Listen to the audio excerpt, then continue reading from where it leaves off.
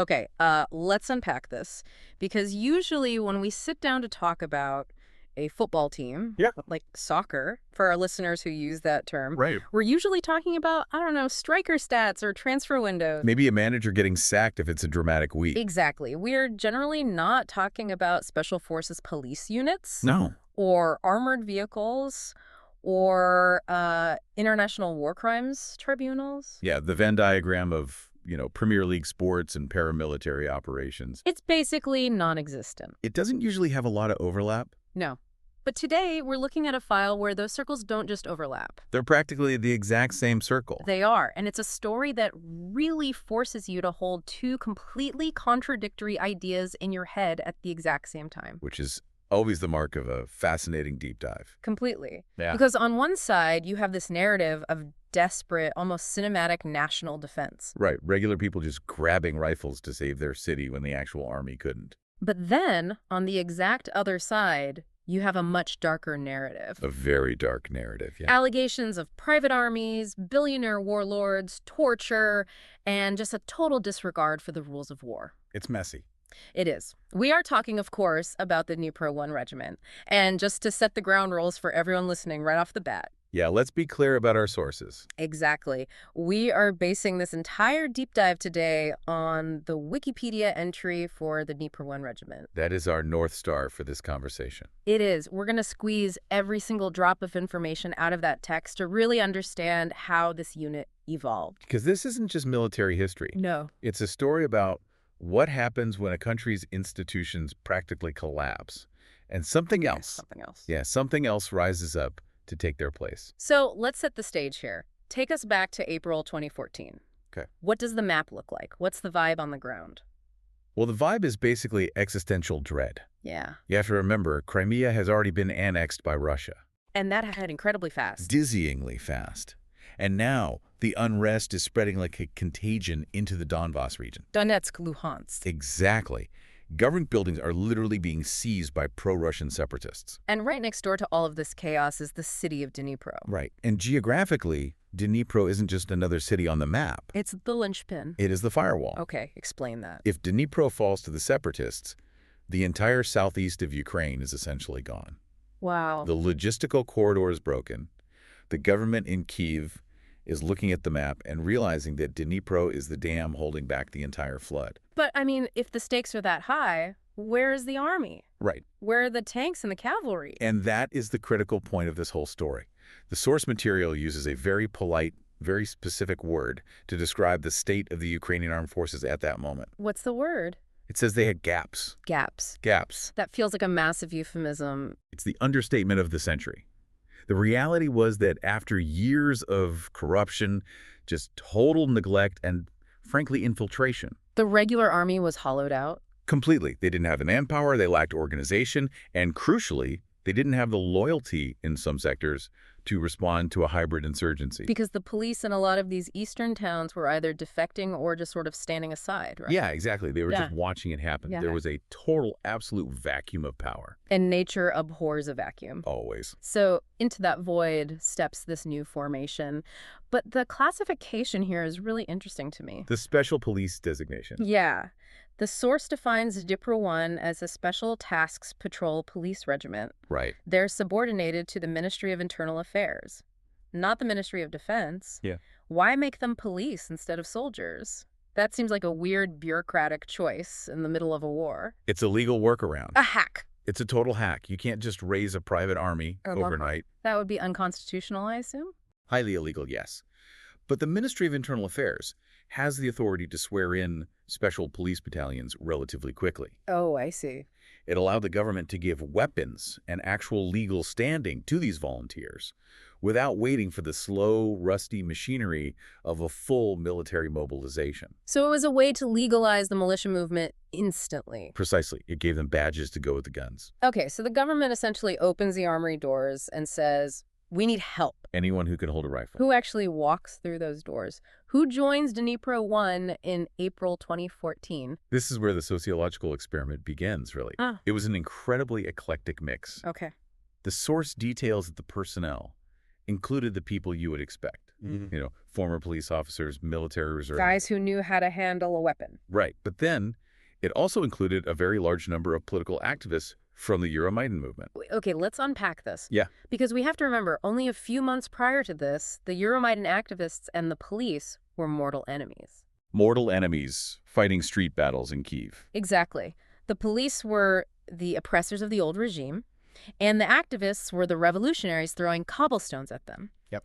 And now they are in the exact same unit. Wearing the exact same patch on their shoulders. That is wild. It's a forced marriage, born of pure necessity. Wow. You have the enforcers of the old regime and the people who literally overthrew them suddenly thrown together in a barrack and Work together or the separatists take your city. Exactly. That sounds like a recipe for some serious internal friction. Oh, it was. And it wasn't just internal. The source notes that because of the heavy inclusion of these activists, the unit was accused of having nationalist views right from the start. Okay. So they weren't viewed as neutral peacekeepers or just standard cops. They were viewed as ideological soldiers. Yes, and that heavily colored how the local population, and obviously the enemy, saw them. But ideology is one thing. Right. Logistics is another. Ideology doesn't buy body armor. It doesn't fill the gas tank of an armored truck. It does not. Which brings us to the money. Because you really can't talk about Dnipro-1 without talking about the wallet behind it. No, you can't. We have to talk about Ihor Kolomoyskyi. Okay, set him up for us. He was the governor of Dnipropetrovsk Oblast at the time. And one of the most powerful oligarchs in the entire country. A massive, massive figure. Yeah. And the source states that he is believed to have spent $10 million to create this unit. $10 million. Yeah. Let's just let that number sit there for a second. It's huge. That is a staggering amount of private capital to pour into a government unit. Well, it completely changes the entire dynamic of the unit. Yeah. The funding was this weird hybrid model. How'd that work? Technically, the unit received some base funding from the Ministry of Internal Affairs. Like standard police salaries. Right. But the source explicitly mentions a charitable organization called Fund Dnipro-1. A charity. Quote unquote. Yeah. That was the primary vehicle for the private money. So if I'm a soldier in this unit, Right. I'm wearing a uniform issued by the state. Yes. But I know that my high-end helmet, my tactical vest, maybe even my salary bonuses All of are that. coming directly from the governor's private charity. Exactly. So who am I really loyal to? The president, hundreds of miles away in Kyiv, or the guy signing the big checks right here in Dnipro? And that was the exact fear.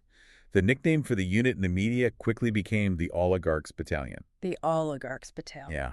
It looked a lot like a return to feudalism. Wow, yeah. Like a local lord raising his own banner. Raising his own private army to defend his fiefdom because the king in the capital was too weak to do it. That's a great analogy, but I mean, was it effective? Extremely effective. Really? Because money moves infinitely faster than bureaucracy. That makes sense. While the regular army was waiting for procurement orders to be signed in triplicate in some office in Kiev, Kolomoyskyi could just write a check. Just buy radios and trucks out of pocket. Buy the radios, buy the trucks, buy the thermal sights. They were often significantly better equipped than the regular army in those early days, simply because of that cash flow. But gear isn't everything. No, You no. actually need to know how to use it. That's the catch. And the timeline here is absurdly fast. Yeah, They're founded in April. They're operating outside their home oblast by May. that's lightning speed. How much training did these guys actually get before going to the front lines? This is one of the most shocking details in the text, and it really highlights how desperate the situation was. Okay.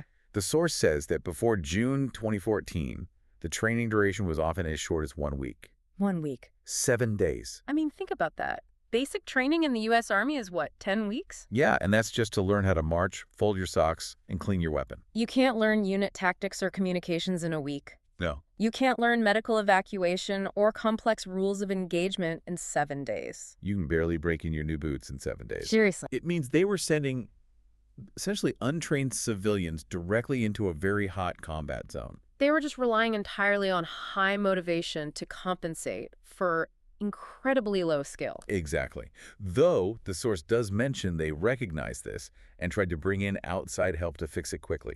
Who did they bring in? They claim to have hired foreign military advisors.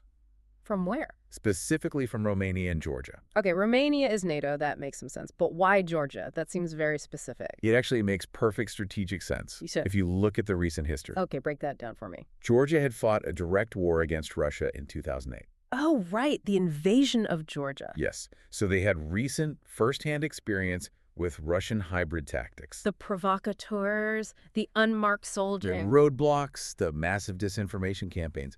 They understood the enemy arguably better than anyone in NATO did at the end of the very time. That's a really good point. So bringing in Georgian advisors was a way to inject highly relevant, combat-tested knowledge into these recruits very, very quickly. But even with top-tier Georgian advice, a week is still a week. It's still just a week. So they finish this crash course and they deploy. What were they actually doing in those early days? Initially, the mission profile was technically police work, but very widely defined. How widely? The source says their primary duty was to control movement in southeastern Ukraine. Okay. They were manning checkpoints. So stopping cars, checking trunks, looking for weapons. Right. They were the filter. Their job was to stop saboteurs and separatist fighters from moving easily between cities. Because if you stop the flow of guns, you essentially starve the insurgency. Exactly. Oh. And there's also a specific, very interesting note here about railroads. What about them? Russian sources, specifically Vesti.ua, reported that Dnipro-1 took active control of the railway system in their sector. Really? Yeah. That's a massive strategic move. It's huge, because in Eastern Europe, war runs on rails. Sure, for moving tanks and heavy artillery. If you control the train stations and the tracks, you control the heavy logistics. You get to decide what moves in and out of the industrial heartland of the country. But they didn't just stay at these checkpoints and train stations for long, did they? No. They got pulled into the absolute meat grinder. Because the war escalated. It did. The transition from patrol police to essentially light infantry happened almost immediately. Right. The source notes they fought in the Battle of Mariupol. Which was a success for Ukraine, right? Yes, a major one. Yeah. They helped hold that city. And Mariupol is a critical port. Keeping it in Ukrainian hands was a vital victory in 2014. But then came August. Then came August. The Battle of Ilovaisk. Yeah, Ilovaisk. That name carries a massive amount of weight in Ukrainian military history. It's seen as a profound tragedy, from what I understand. It is. It was a massive encirclement. Regular Russian military forces, not just proxy separatists, crossed the border and completely surrounded the Ukrainian units. Including Dnipro-1. Including Dnipro-1. It was practically a massacre. And you really have to remember the context we just discussed. These guys, some of them, with only a few weeks of overall experience. Just a few weeks removed from being activists or IT guys? Right. They are suddenly facing down coordinated artillery barrages and actual tank columns. It went from stopping suspicious sedans at a checkpoint to total conventional warfare overnight. Very quickly. And it brutally illustrates that gap-filling role we talked about at the very beginning. Yeah. They weren't just guarding the rear lines. They ended up as the tip of the spear simply because there was no other spear available to use. They were buying time with blood. Exactly. Now, here is where the story gets really complex. The pivot. Yeah. Because while the unit is fighting for its life in the east, the leadership of Dnipro-1 starts looking at a totally different kind of battlefield. The political battlefield. Yes. This is the classic warlord to politician pipeline. Is that a common thing? You see it in a lot of civil conflicts or times of extreme national crisis. When the state institutions are weak, the people who actually hold the guns and win the battles become the new de facto authority figures. They have the real power. Right. Let's look at Yuri Beryza, for example. He was the commander of Dnipro-1. So he was. So in the October 2014 parliamentary election. Keep in mind, this is just mere months after the unit was even formed in a basement. Right. Beryza runs for office. He joins the People's Front Party. Okay. And he isn't just some fringe candidate. He is placed 10th on their national election list. 10th. Now, for listeners who might not be familiar with how proportional representation systems work, being number 10 on a major party list is a very big deal. It's essentially a golden ticket. Right. It practically guarantees you a seat in Parliament. Yeah. You don't even really have to go out and campaign door to door. So in the span of roughly 6 months, Beryza goes from organizing a localized volunteer militia to sitting in the Verkhovna Rada as a national lawmaker. That is a staggering ascent to power. And he wasn't the only one from the unit to make that jump. Right. The source also highlights Volodymyr Parasyuk. Parasyuk is a truly fascinating character. He was a rank-and-file member of the unit, but he was already famous nationally. Why was he famous before the election? He gave a very fiery, impromptu speech on the Maidan stage during the revolution that many historians actually credit with changing the entire course of the uprising. Oh, wow. Yeah. So he had huge name recognition. He ran for a constituency seat in a place called Yavoriv. Not on a party list, but directly elected by the people. Exactly. And how did he do? He won big, a total landslide. Like what kind of numbers? He secured over 56% of the vote. In a multi-candidate race, that's a massive mandate. It really is. It shows just how intensely popular these fighter activists were with the general public at the time. The public didn't want the old professional politicians anymore. No, they felt the politicians had failed them. They wanted fighters. They wanted people who had bled for the country.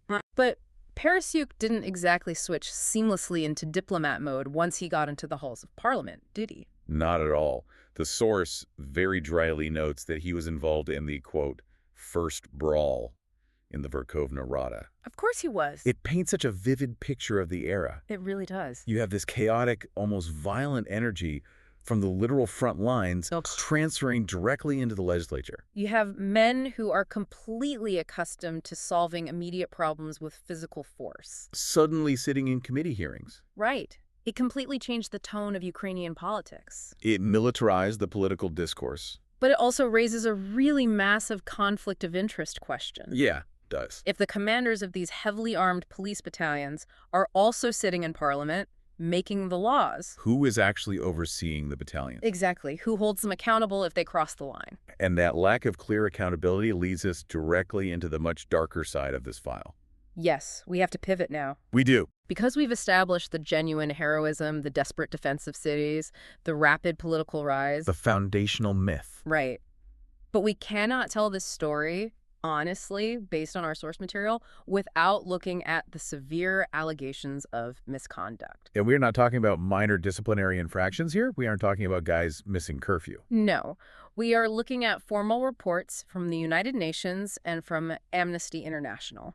These are highly documented allegations of serious human rights violations. And I want to be incredibly clear to everyone listening. We are reporting these exact details as they appear in the source material. Right. We are not taking sides, we aren't judging the fog of war, but we aren't looking away from the text either. We have to cover what the source provides. Exactly. So let's start with the UN reports from 2016. Correct. They documented a specific, very brutal incident in a town called Avdiivka in January 2015. Yeah, this section is a genuinely tough read. Tell us what happened. The UN monitoring mission documented that members of Dnipro-1 raided a private house in Avdiivka. Okay. The report details that they severely beat a man there. But it gets much more specific and much more disturbing. What else did they do? They subjected him to asphyxiation with a plastic bag. I mean, that is torture. Yes. There is no legal or moral gray area there. That is a war crime. And it didn't stop there. The UN report also states they performed a mock execution. For those who might not know, what exactly does a mock execution entail? It generally means putting a loaded gun to someone's head or firing a shot just past their ear, specifically to make them firmly believe they are about to be killed in that exact second. Just pure psychological torture. Yes. It is designed to completely and fundamentally break a human being's mind. And the UN grouped Dnipro-1 with some other battalions in this report too, right? They did. They grouped them with other high-profile volunteer units like Ihor, Kyiv-1, and Kyiv-2. And what were the broader accusations against that group? The UN accused them of systemic enforced disappearances and arbitrary detention. Okay, enforced disappearance. That's a very sterile, diplomatic, legal term. It is. What does that actually mean for the victim on the ground? It means you are grabbed off the street or pulled out of your living room in the middle of the night. No arrest warrants. Zero paperwork. There is no phone call to your lawyer. Your family has absolutely no idea where you are or who took you. You're just gone. You're thrown in a basement or a shipping container somewhere, operating completely outside the protection of any legal system. You essentially cease to exist as a citizen with rights. And there's a very specific case mentioned in the Wikipedia article that highlights exactly this dynamic. Yes. The case of Volodymyr Kolomoyskyi. Right. He was a local official. Specifically, the former deputy mayor of the city of Sloviansk. Okay. What happened to him? The UN allegation is that he was kidnapped by 3 soldiers and a commander of the Dnipro-1 Regiment. Do we know the commander's name? Interestingly, no. The UN report, as cited in our source, refers to the commander only by a pseudonym. Mr. A. Right, Mr. A. And what was the outcome for the deputy mayor? Did he ever come home? No. The report states he was murdered later that exact same day. So we have a brazen kidnapping and a murder of a public official by members of a state-sanctioned police regiment. Yes. Was there a trial? Was anyone held accountable for this? Well, the report notes that the accused men were eventually charged by the authorities. Okay, so the system worked. But look at the specific charges. What were they? They were formally charged with, quote, illegal confinement and, quote, illegally handling arms. Wait, they kidnapped and killed a man? Yeah. And the harshest charge the prosecutor brings is illegally handling arms. It's baffling. That sounds like getting a speeding ticket after you rob a bank with a machine gun. Exactly. And the UN report explicitly highlights and questions that massive discrepancy. I would hope so. It asks the very obvious question. Why were there absolutely no war crimes charges or even direct murder charges, given that the victim was clearly killed while in their custody? What does that tell us about the justice system at that time? It suggests a catastrophic failure. Either the local prosecutors were quite literally too afraid for their own lives to touch these heavily armed hero units. Which is plausible. Highly plausible. Or the legal system was just completely too broken and overwhelmed by the war to function normally. But regardless of the reason, it creates a terrifying culture of impunity. Total impunity. Because if a unit realizes they can get away with the murder of a deputy mayor with a slap on the wrist, what else are they going to feel emboldened to do? Precisely. The guardrails are gone. And that leads us to the other major international report we have to discuss, the one from Amnesty International in December 2014. Right. Now, this one is different. It isn't about direct physical violence or torture. It's about food. It's about the weaponization of logistics. Explain the Amnesty report. What's the core incident? The report details that Dnipro-1, acting alongside a few other battalions, was intentionally blocking humanitarian aid convoys. Who was sending the aid? He was sent by another prominent oligarch, Renat Akhmetov. Okay, so you have rival oligarchs involved now? Yes, the politics are very tangled. But these convoys were full of food and clothing, and they were trying to reach civilians trapped in the separatist-controlled areas of the Donbas. And Dnipro-1 set up roadblocks to stop them. They physically turned the trucks around. Now, let's play devil's advocate for just a second because we want to understand the complete picture. Yeah. What was the unit's actual justification for doing this? Why block food trucks heading to a war zone? Their argument internally was entirely tactical. They claimed that they strongly believed that food and winter clothing would ultimately end up in the wrong hands. Meaning the separatist fighter. Right. They thought the militants would just seize the aid off the trucks to feed their own frontline troops, or they would sell it on the black market to buy more ammunition.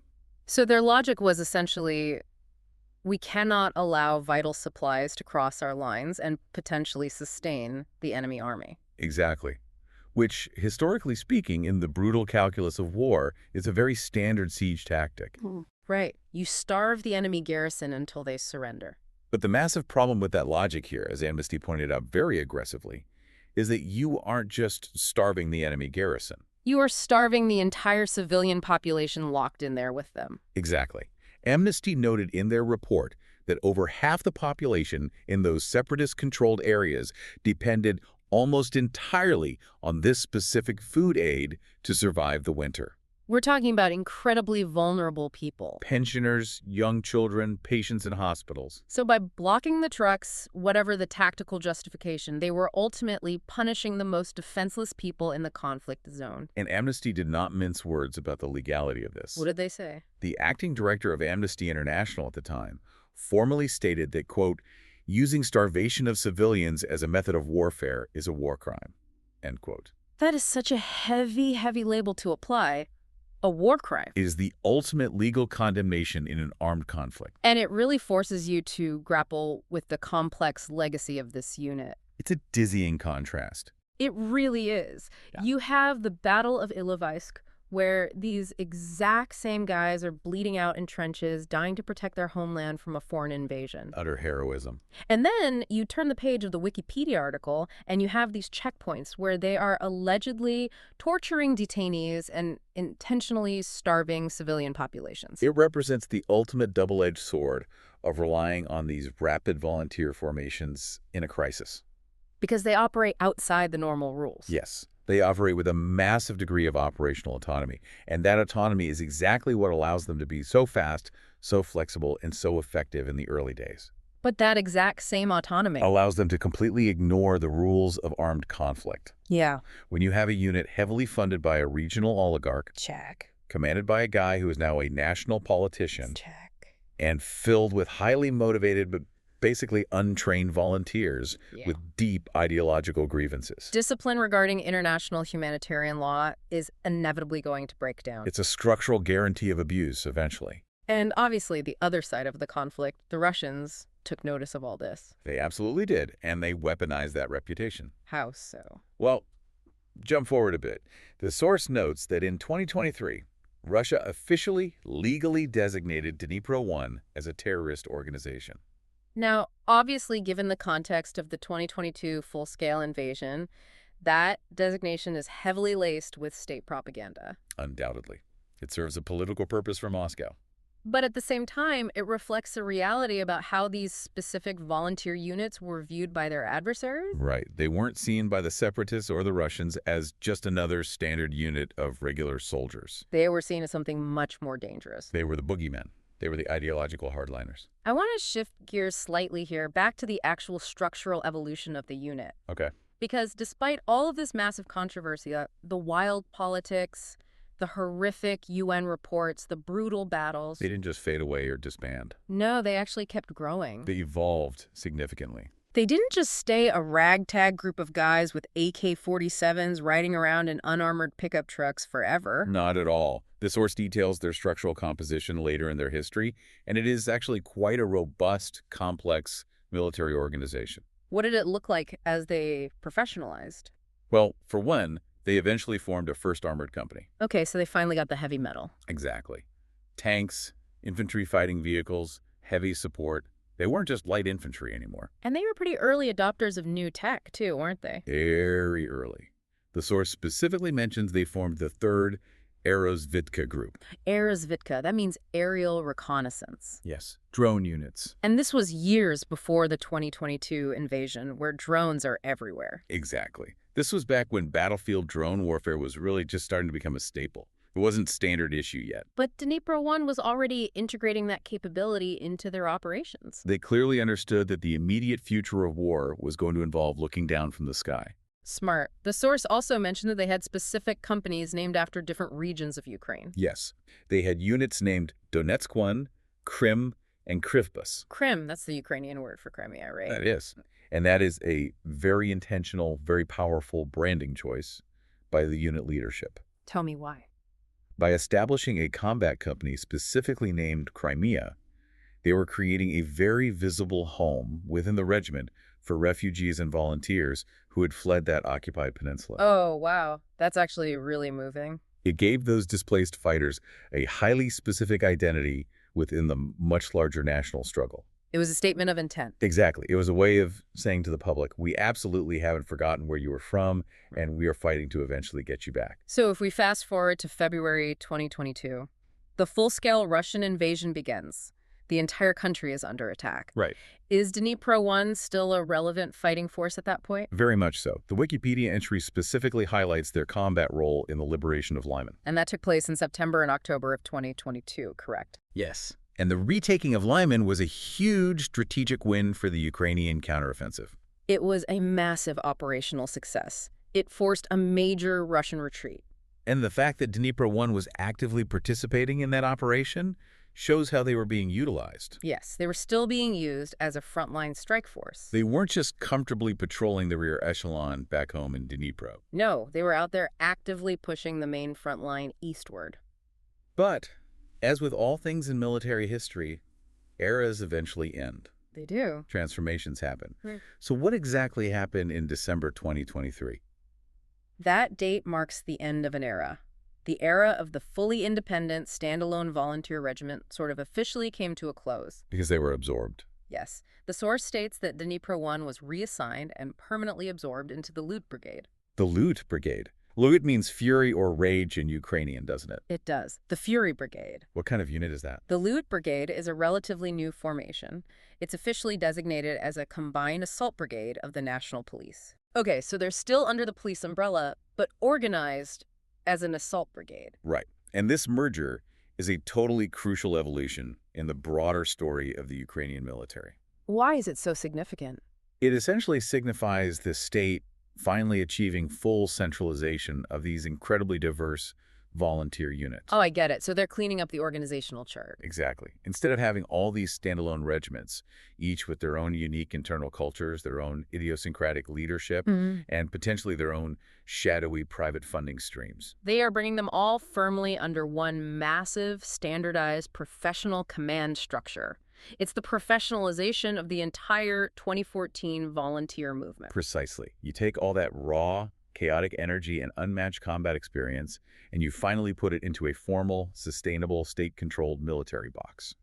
And theoretically, that solves a lot of the severe problems we discussed earlier. It solves the command and control issues instantly. And it brings oversight. Ideally, yes. It brings much better oversight to actively prevent the kind of horrific human rights abuses the UN documented. Because you are far less likely to have a mysterious Mr. Oster going rogue and kidnapping a mayor when there is a rigid, modern chain of command and actual military police watching the unit. Exactly. Institutionalization is the ultimate antidote to the warlord dynamic. Now, before we wrap this deep dive up, we have to talk about the absolute elephant in the room. Oh, yeah. Or rather, the football team on the pitch. The wildest detail in the entire file. Because honestly, this is the detail that just sticks in my brain and completely refuses to leave. It is truly unique. I genuinely can't think of another historical example quite like it anywhere in the world. We are talking about SC Dnipro-1, The football club. a professional Ukrainian Premier League football club. Playing in the absolute top tier of the national sport. They are playing matches against legendary teams like Dynamo Kyiv and Shakhtar Donetsk. They were even playing in high-profile European competitions. And the club is named explicitly after the police regiment. Yes, it carries the exact same name. I need the listener to really imagine this for a second. It's hard to wrap your head around. Imagine if, I don't know, the NYPD SWAT team suddenly had a fully professional baseball team in the major leagues called the New York SWATs. Wearing the police badges on their jerseys while playing the Yankees. It is absolutely baffling to an outsider. But the Wikipedia source confirms it. The club was literally named after the unit. It wasn't just some weird civic coincidence. No. And we have to remember the deep funding connection we talked about earlier. Kolomoyskyi, the billionaire governor. Exactly. Now, while the Wikipedia article doesn't explicitly draw a direct financial line between the football club's bank accounts and the military unit's bank accounts in that specific section, the shared branding is impossible to ignore. it points to this unbelievably intense integration of military power, political influence, and mass cultural identity, all centered in the city of Dnipro. The unit essentially transcended being a military formation. It became a brand. That is exactly the right word. It became a lifestyle brand, a regional symbol of defiance. And having a top-tier professional football club named after you? It completely legitimizes that symbol. It normalizes it entirely. It puts the name Dnipro-1 on national television screens every single weekend during peacetime. Kids are walking around the city wearing the jersey of a paramilitary unit. Thousands of Ultra fans are chanting the name in a packed stadium. It permanently cements the unit's mythological status as the ultimate defenders of the city. It really just brings home how deeply, incredibly deeply, this war penetrated every single facet of Ukrainian society. It wasn't contained. It wasn't just happening out in muddy trenches at the front. It was happening in the halls of parliament. It was happening in the opaque bank accounts of billionaires. And it was happening under the floodlights in the football stadiums. It shows that total societal mobilization isn't just about drafting soldiers to hold the line. It is about mobilizing the underlying culture, the economy, and the very identity of the people. Because when a country is fighting for its literal survival, the neat lines between everything, civilian and soldier, sport and war, legal and illegal, they all just get completely erased. blown away entirely. So what does this all mean for us today? We've looked at the rapid timeline, the desperate battles, the horrific war crimes, and the bizarre football connection. We've covered a lot of ground. When we step back from the details, what is the ultimate takeaway on the Dnipro-1 Regiment? I think Dnipro-1 stands as the absolute perfect case study for the desperate measures of 2014. A snapshot of that panic. Exactly. Ukraine faced a true existential threat. The state was fundamentally too weak to handle it. So civil society responded in the only way it could. Right. Oligarchs essentially threw millions of dollars at the problem. Angry activists picked up assault rifles, and they managed to hold the line. They genuinely did the brutal job that needed to be done when literally no one else could do it. They absolutely filled the gap. We can't deny that. But that extreme desperation came with a very, very high moral cost. Yeah. The total reliance on private, unaccountable funding, the shocking lack of basic military training, and the deep political radicalization of the personnel. It directly led to those serious ethical and legal violations we discussed. It did. They might have saved their city, but they left a very dark trail of baggage regarding human rights and political independence. It is the absolute classic double-edged sword of relying on militias. You can sharpen it incredibly fast to fight your enemy, but you can cut your own society just as easily when you swing it. And their ultimate evolution into the formal Liut Brigade shows that the state eventually realized a crucial lesson. Which is? You cannot rely on these semi-autonomous, privately funded structures forever if you want to be a modern nation. You have to eventually rein them in and institutionalize them. It's a necessary maturing process for the state. You have to move from the chaotic Wild West back to a regulated professional army. Exactly. Well, here is a final thought for you listening to Ponder. Let's hear it. When the definitive history books are finally written about this entire conflict, decades from now, how do we as a society reconcile the undeniable tactical necessity of units like Dnipro-1 with the heavily documented accounts of their horrific conduct off the battlefield? It's a heavy question. Can you honestly separate the heroic defender bleeding in the rubble of Mariupol from the alleged abuser suffocating a man in a basement in Avdiivka? Or, in a chaotic, desperate war like this, are they inevitably just two sides of the exact same coin? That is the defining question of asymmetrical warfare, and I genuinely don't think there's an easy, clean answer to it. Definitely not, but it is absolutely something you need to think about as we watch incredibly violent conflict shape and break state institutions in real time all over the world. Thank you for diving deep with us today. Thank you. It was a fascinating discussion. We will see you all next time. Stay curious.